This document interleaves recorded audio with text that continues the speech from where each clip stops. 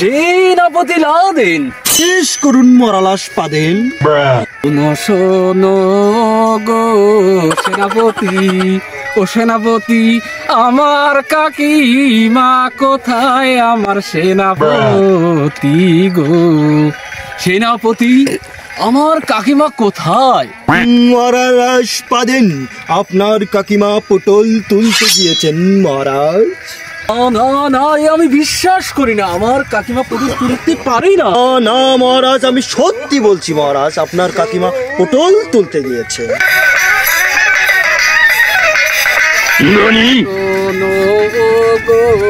সেনাপতি, আমার কাকিমা কেন পটল তুলতে গেল গো?